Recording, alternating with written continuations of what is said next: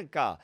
Prepárense para ello. ¿Qué harían ustedes si le advirtiesen que le quedan, no sé, una fecha determinada para que el mundo se extinguiese? Bueno, nos va a resolver algunas de estas dudas sobre la alerta que la ONU ha activado en ese protocolo de seguridad planetaria por meteorito que impactaría en la Tierra. David García es experto universitario en astronomía observacional por la Universidad Internacional de Valencia, técnico de laboratorio e investigación en el Departamento de Física Aplicada de la Universidad de Málaga y director del proyecto Urania de la Universidad de Málaga.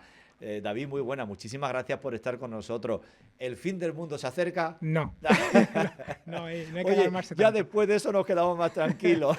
Nada, simplemente que decir que la ONU ha activado un protocolo de alarma porque el objeto que se ha detectado hay dos parámetros que han saltado la alarma, que es la primera vez que la ONU los activa, que son que tiene más de 10 metros de diámetro y el segundo es que tienen más de un 1% de probabilidad de impacto.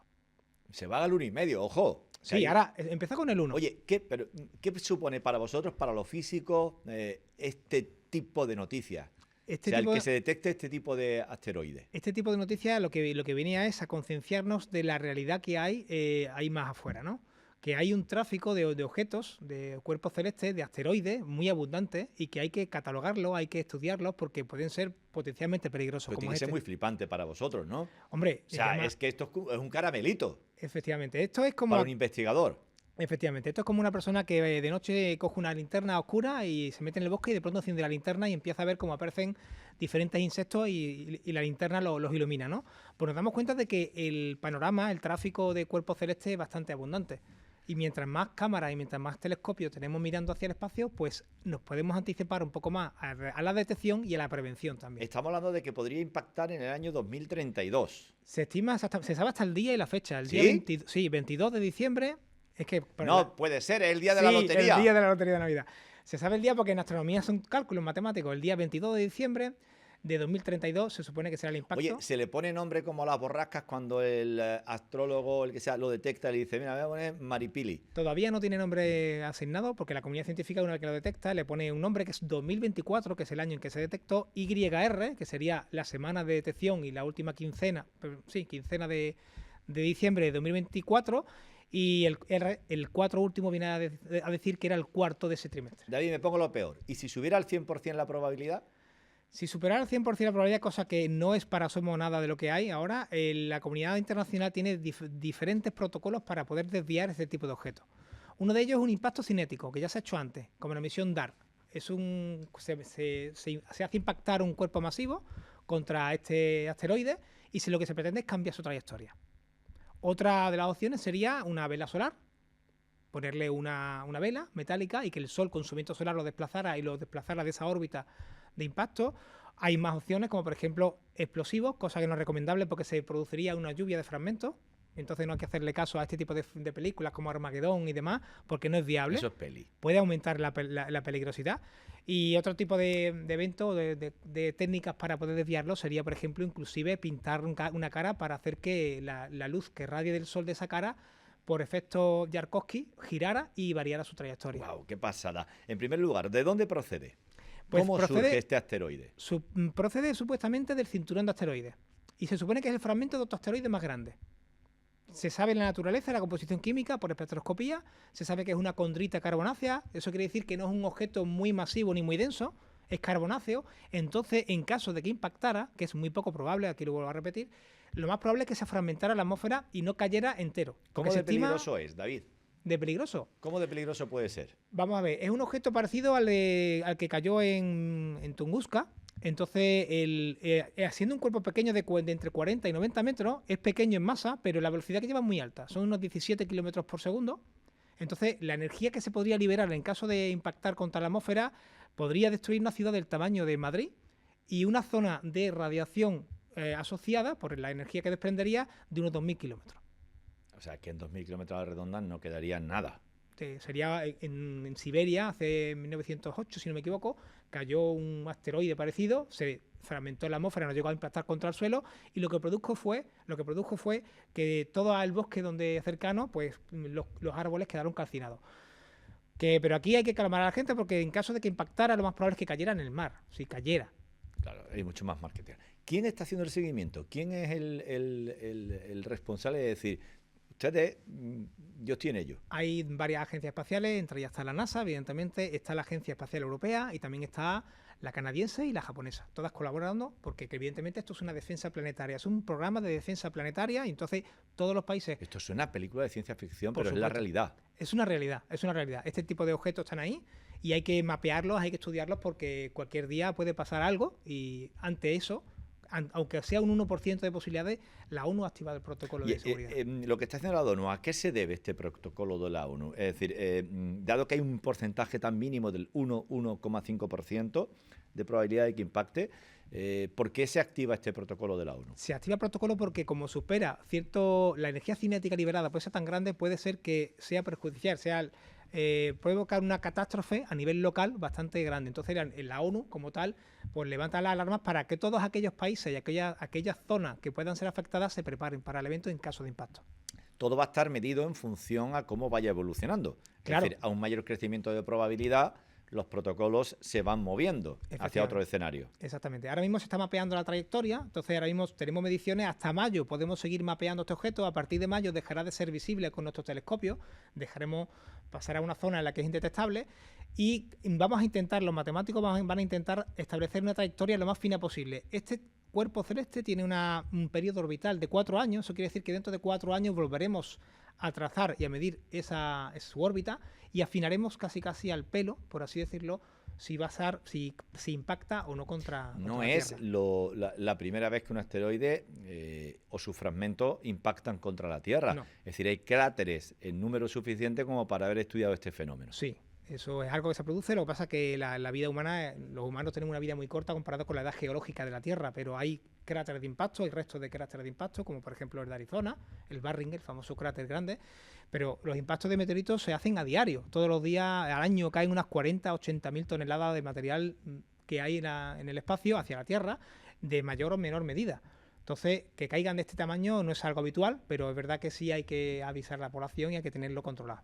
Wow, es que yo creo que, claro, un caramelito, estamos hablando de una dimensión importante. Sí, estamos hablando de una roca del tamaño de un avión.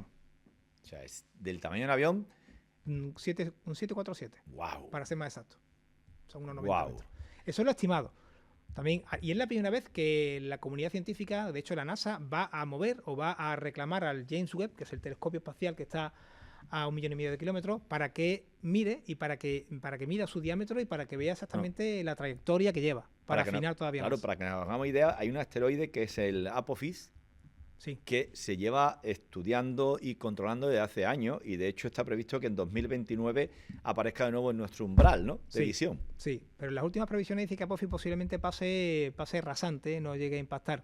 Claro, peligroso es algo que pase entre la Tierra y la Luna. La Luna está a unos 400.000 kilómetros y si un objeto pasa a una distancia más pequeña entre esa distancia, Tierra-Luna, para la comunidad astronómica es preocupante. Apophis y por ejemplo, YR4, todo esto se estima que tengan un acercamiento mucho más allá de lo que está la Luna ahora de nosotros. Claro, yo me estoy imaginando al astrólogo o al físico que estuviera en el puesto determinado, en el momento correcto, y aparece esto, y que fuese muy gaditano, por ejemplo, y dijese, hillo. O sea, yo creo que esos 3 hillos consecutivos es la primera voz de alarma internacional, ¿no? Claro, a ver, la probabilidad de impacto es muy baja, está en el 2,3, posiblemente no suba más y seguramente yo pienso que no terminará por impactar contra la Tierra y en caso de que impactara, la atmósfera va a hacer un aerofrenado y ese objeto no impactaría completamente contra la ¿Hay Tierra. más astros que puedan seguirse o que se esté en seguimiento? Es decir, ¿hay algún astro del que tengamos que estar pendientes en las próximas décadas? Está el Bennu, está Apophis, este IR4, hay varios objetos de este tipo que la comunidad científica los tiene bastante estudiados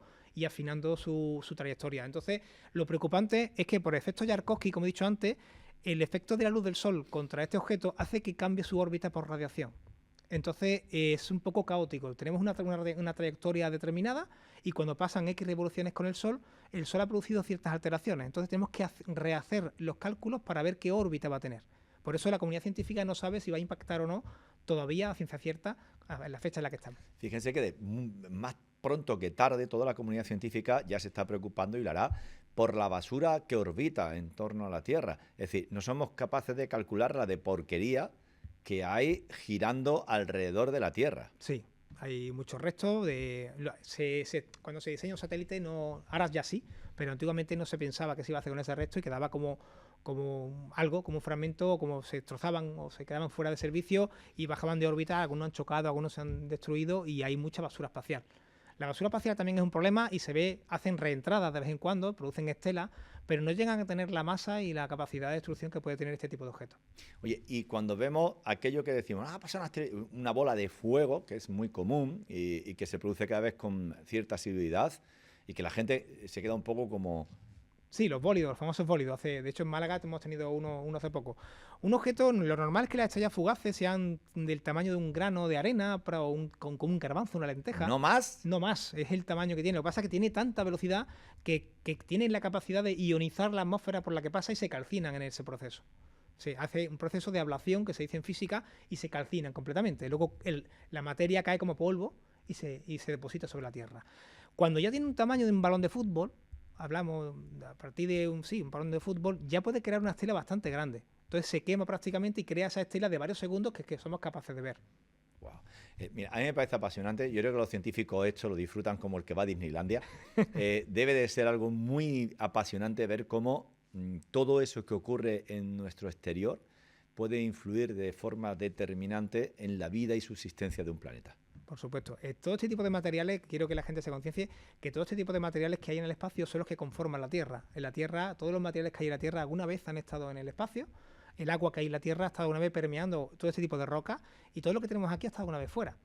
Entonces es un proceso natural que las rocas que hay en el exterior, en el espacio, en el sistema solar, vayan precipitando, vayan cayendo sobre los diferentes planetas y lo vayan aumentando en masa. Entonces es un proceso natural, la Tierra va captando materiales a medida que pasa por alrededor del Sol y va captando estos objetos y es normal que precipiten. Tenemos la suerte de que la Tierra tiene una atmósfera y que nos hace de escudo.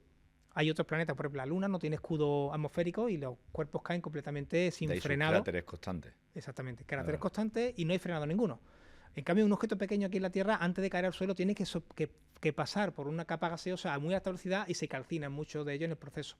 Bueno, y aún así, el ser humano es tan maravilloso que hay gente que es terraplanista. Sí, hay gente que piensa que la Tierra es plana. Y, en fin, es complicado convencerles, pero bueno, tampoco cada uno cree lo que quiere, pero la ciencia es cierta, que se crea en ella o no. Así que ya cada uno con sus creencias. Pero vaya, la ciencia atestigua con 1000 pruebas de que la Tierra es redonda y no hay duda de ello. Y me imagino yo ahora que con los medios técnicos que disponen los físicos, los astrónomos, debe ser una pasada la observación del universo y todos estos cálculos matemáticos tan sumamente precisos. Sí, los cálculos matemáticos son muy precisos porque, claro, y nos llama la atención porque tenemos una serie de estrellas que están muy lejanas, son estrellas fijas que se le llama de referencia, y entonces simplemente teniendo una cámara de fotos, una cámara digital y un telescopio, podemos hacer una foto con varias horas o varios días de diferencia y podemos ver que un objeto brillante que refleja la luz del Sol cambia de posición. Así como se detectan este tipo de objetos, estos asteroides. Entonces, como varía con respecto a objetos que están mucho más lejanos, que prácticamente son quietos, son inmóviles, pues podemos trazar con cálculos matemáticos diferentes puntos de observación, podemos calcular la trayectoria con bastante exactitud. Bueno, tendrán ustedes en su cabeza la película Armagedón, que protagonista. Olvídense, eso es ciencia ficción absoluta y es cine. No estamos en ese estadio y probablemente es muy difícil que llegue a darse. La película de Armageddon es una película muy sensacionalista, es hollywoodiense y bien te ponen a Bruce Willis con una serie de mineros que tienen sin ningún tipo de experiencia en el espacio y le meten un arma nuclear. Si no quiero hacer spoiler aquí a la audiencia, pero lo que hacen es meter un arma nuclear en el centro de un asteroide. Eso es completamente desaconsejado porque puede agravar el problema. Porque en vez de tener un impacto puedes tener millones de impactos. Un objeto masivo, lo rompes en trozos, no puedes estimar, si ya te cuesta estimar su órbita, si se fragmenta en varios trozos, entonces ya es mucho más complicado saber qué órbita tendría o qué trayectoria tendría cada uno de esos trozos, ¿no? Entonces, el tema del impacto sería completamente desaconsejado. Lo que sí hace la NASA es impacto cinético.